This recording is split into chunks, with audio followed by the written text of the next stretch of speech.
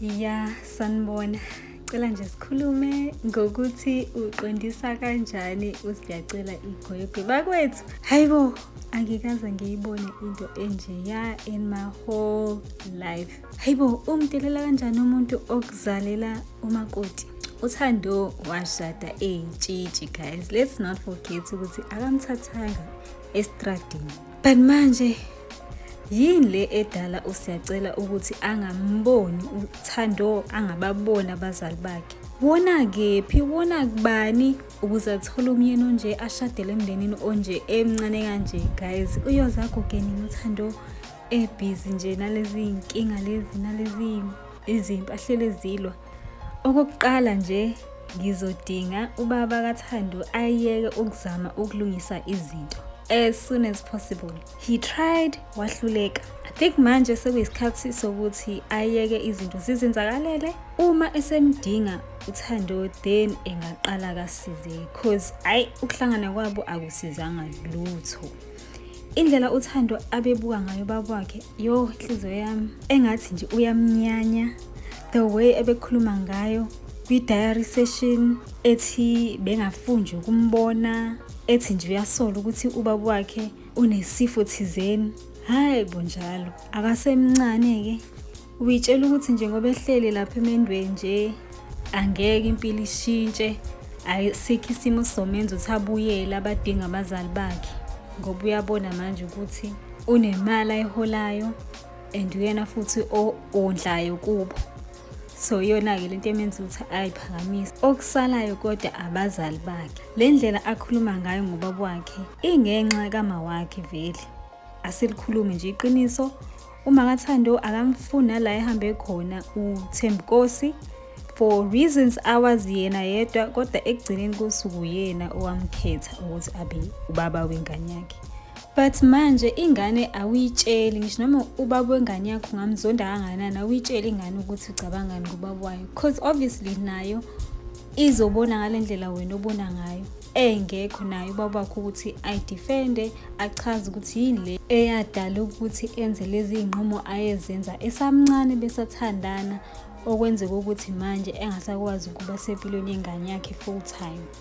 But ke bazali, sesifike lana ke uThando uyaqhubeka ukhetha ukuhlala ngisho isimo sibheda, simply because she has daddy issues. Usesha lolu thando lukababa wakhe kusiyacela.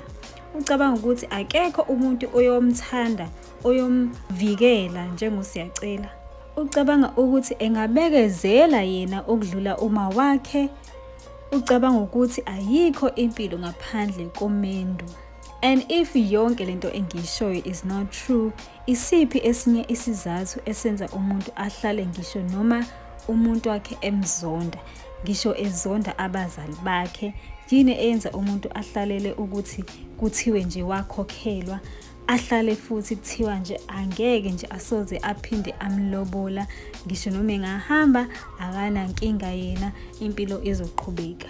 Sengiyakhuluma ke nginxusa abazali, especially omama. If ingane yakho uyikhulisile uwazi ukuthi uwedwa, akekho ubaba wayo empilweni yayo, please raise your daughters ukuthi zikhule ziyithande zona, zingasheshi zigijimele emendo nemishado ebhedayo, ngoba umuntu uzofika lapha ngempela ahlukumezeke ngoba ubaba wakhe wayengekho empilweni yakhe. So manje uzofundelaphi ukuthi indoda iphathwa kanjani?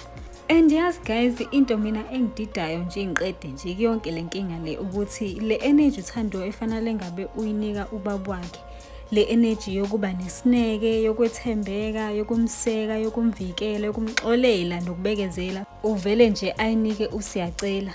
And then i-energy nje yokuzonda nokunyanya, nokungahloniphi, nokweyisa, nokungabi nje nesineke sokulalela nje ukuthi ubaba wakhe uthini, uvele nje ayinike yonke ubaba wakhe instead of usiyacela. So mina I just think guys, if uyakwazi uxolela usiyacela ngakho konke asemenze kona and ukhetha ukubuyela emendweni, aqhubeka yobekezela, then mela watholeke namandla enhlizweni yakhe ukuthi axolele nobaba wakhe. I do believe ukuthi nje uSiyacela has done so many things okudlula uThembi Nkosi. I think icala la kuThembi Nkosi kakhulu ukuthi akamkhulisanga, nanokuthi belokhu ekhuluma kabi ngengane yakhe ethi yabo ingane leyayizalayo akuyona yaSiyacela. But uSiyacela kuningi asekwenzile kuThando, kodwa still she goes back ayobekezela emindweni. So mina ngi-understand ukuthi why ngakwazi ukumxolela ubaba wakhe adlulise phela ukuze impilo iqhubeke, ngoba uyasho naye ukuthi akathandi ukuthi angazani nobani, akathandi kuliwe, but still uyena futhi akakwazi ukudlulisa ngoba akamniki indawo yakhe ezubaba wakhe. Umuntu nje kuphela ophilayo kwaDlamuka is ubaba uKunene. Ave ekhuluma into enomqondo, into ephilisayo. Loya baba shame okudlula omama bakhona, ngoba nje bona into aba-worried ngayo nje ukuthi bakhiphele nje isibhongo enganeni, bamcindezele umakoti wabo, baphinde futhi befuna imali yakhe. Hayi mina shame angazi bakithi ukuthi umakoti wabenzani, nanokuthi nje mina ngiyazi nje lento ukuthi naye futhi umakoti kumele ondle futhi emzini. Hayi bafethu ngeke wenza kahle nje uThando wanqaba nje. But ke sana abantu abaneme neze nje ngale episode esanda kuyibuka. Let us check out some of the comments nje engiwathandile kakhulu. uJessica uthi uThando uyibiza umendo lento, ngisho ngabe angimfuni kanjani ubaba wami kodwa akekho umuntu ongamshaya phambi kwami, especially indoda yami.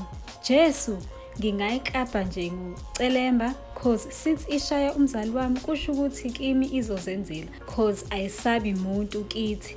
Even my parents never inganya futhi ngiyala nje straight.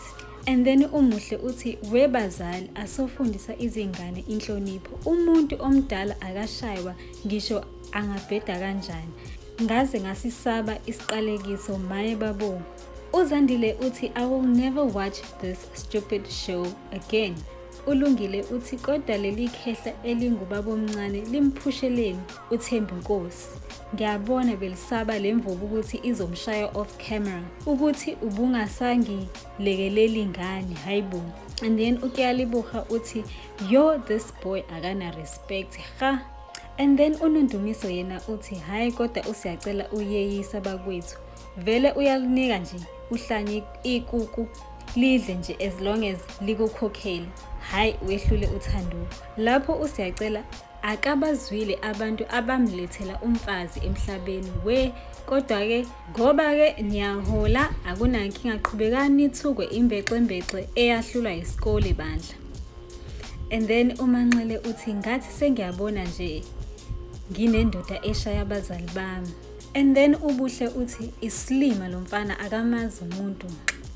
And then uNtsu uthi kanti yena lo baba uphoqiwe yini uku-actor ngoba uyazi ukuthi uSiyacela akamthandi futhi akamhloniphi.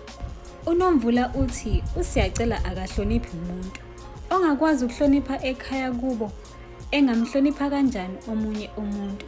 Enye into ukuxoxela indoda yakho izinkinga zakini, indoda angeke vele ikwazi ukuhlonipha umndeni wakini ngoba yazi yonke into yakini.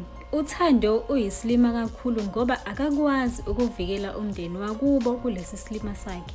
And then ke uSindi uthi akahloniphi lona and angeke isalungiseka indaba yakhe. Ushaya ubabezala akuzoba nazibusiso emzini wabo. uNomsa uthi lembelekexe engakwazanga ukuhlonipha kwamzali wayo ayisoze yamazi omunye umuntu.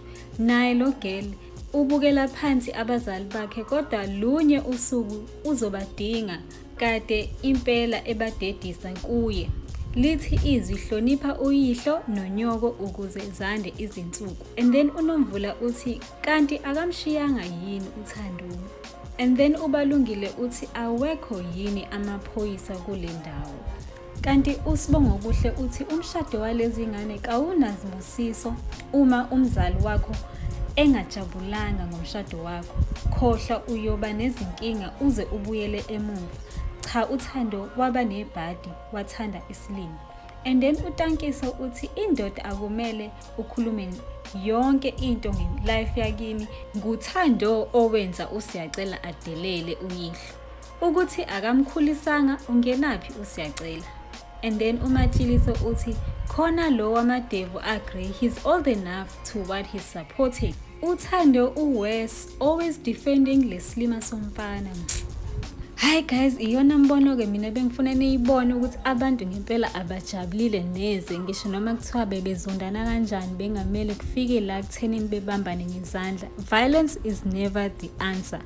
But guys, I would like to hear what your thoughts are on this particular episode. Please be sure to like, comment, share, and most importantly, subscribe so that we can grow our community. As always, thank you so much for your support. Ngizombona kulelandelayo. Bye guys.